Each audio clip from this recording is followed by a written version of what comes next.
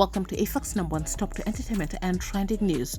Now, a few days ago, the lives of a US-based Kenyan man and his wife in Nyamakoroto village of Kitutu Masaba, Nyamira County were taken.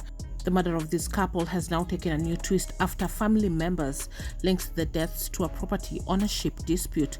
The family members said the suspected killers may have been hired and funded by a disgruntled relative of a property ownership dispute. Sources indicate that the killings appeared well executed by people who had predetermined mission to eliminate the two. The bodies of Edward Morema Nyangechi, 62, and his wife Mongina Morema, 60, were found decapitated and thrown in various rooms at their house in Nyamokoroto village on Tuesday morning. Mr. Nyangechi's brother Samuel Bosire called on authorities to conduct investigations with a fine-tooth comb to nail the culprits, who he claimed had caused so much terror in their locality.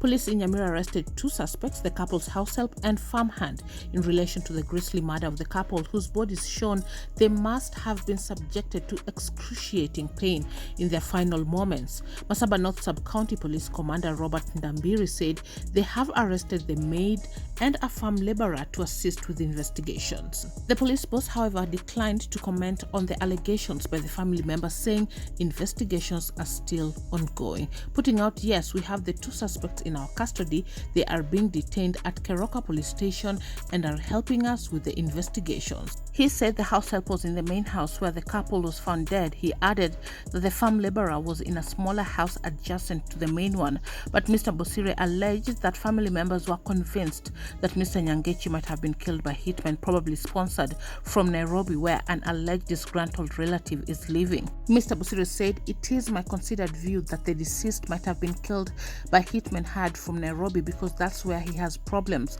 with a family member after he opposed an attempt to dispossess other members after the death of one of their loved ones. Mr. Nyangechi was in the forefront in insisting fairness in the distribution of the property in question.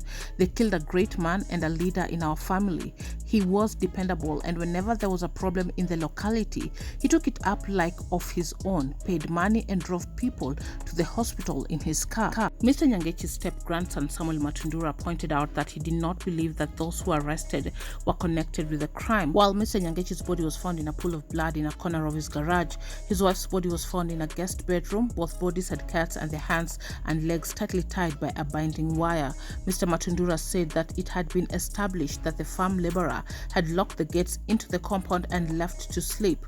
The farm laborer was normally not allowed into the main house, and that initial findings showed he had locked the compound and left to go and sleep. There was an opening created by cutting down the fence adjacent to the gate, where the killers are suspected to have gained entry into the compound, committed their heinous act, and exited through. Mr. Matundura explained that the night preceding the killings, he and the slain Mr. Nyangechi spoke on phone and agreed to meet in the morning in order to complete some tasks at home.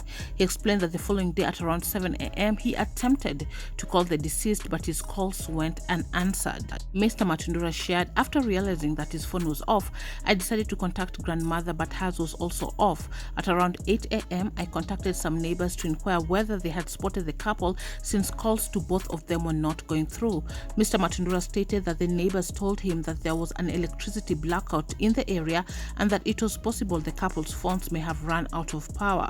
However, Mr. Matundura informed them that the couple had a working generator and that if the electricity was off, they also had the option of using solar to charge their phones. In addition, it's not possible that both of their telephone handsets could have run out of power. Hence, I asked the neighbor to send someone to the house to find out about their whereabouts. He said that the neighbor sent a child who asked the house help about the whereabouts of the couple, and that she, the house help, said they had not yet woken up.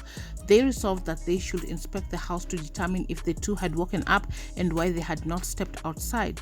After gaining access to the house help and the villagers first stumbled upon the body of Mr. Nyangechi's wife, who had deep cuts with her hand and legs tied up with a binding wire. He noted that after checking in the house and failing to find Mr. Nyangechi, they moved to the garage where they found his badly mutilated body. Mr. Matundura said there was no break-in of the house, and they suspect that a guest who was being entertained in the house may have turned into the monster that brought into the house the killers who took out the couple's lives.